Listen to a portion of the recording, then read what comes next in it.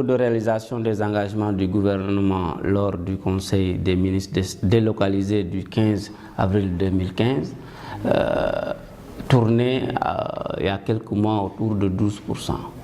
Mais ce taux a beaucoup évolué. On ne peut pas donner exactement un taux à l'état actuel, mais retenons que ce taux a beaucoup évolué puisque beaucoup de choses sont réalisées après, à la période du mois d'octobre, je pense, le mois d'octobre, quand on faisait les conférences territoriales pour faire le bilan d'étape de l'exécution des engagements du gouvernement.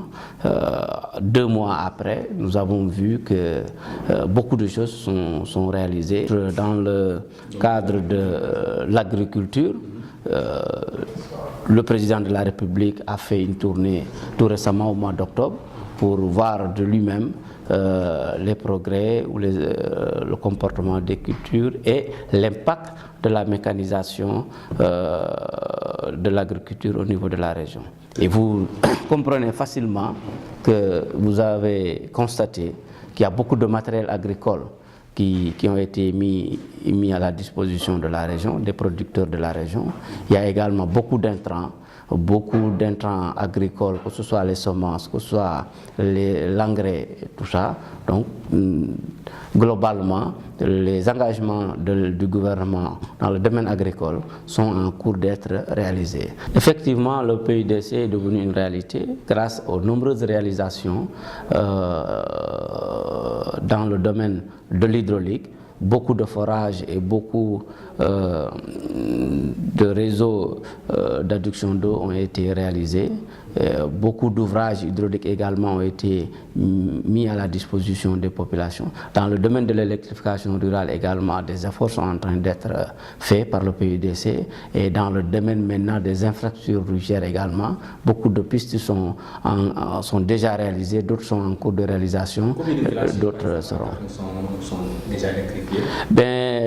On saurait dire le nombre exact, mais il y a beaucoup de villages qui sont déjà électrifiés et d'autres qui sont en cours d'être électrifiés grâce à la concession que l'État a eue avec ERA qui est en train de gérer une bonne partie de l'électrification des villages au niveau des zones rurales.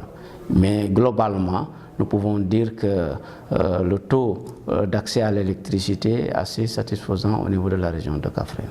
La santé se comporte bien, sauf que des difficultés sont notées ça et là, mais des difficultés qui commencent à trouver des solutions grâce à l'engagement du gouvernement. Récemment, la semaine dernière, le ministère de la Santé, avec l'appui de l'USAID, a mis à la disposition de la région médicale 4 véhicules qui doivent être répartis entre les districts de santé et beaucoup de motos pour les ICP. Donc tout ce matériel plus d'autres matériels pour l'hôpital régional de Kaffrine, et ce matériel-là permettra aux ICP, surtout qui sont en milieu rural, de pouvoir aller en profondeur dans les villages, faire des séances de sensibilisation ou bien même de dépistage au niveau des zones les plus reculées. Dans la région, l'éducation à un certain moment de l'histoire était quand même un peu en retard par rapport aux autres régions. La région de Kaffrine a connu un retard en ce qui concerne le taux d'accès à l'éducation, à l'école, et même en ce qui concerne la qualité.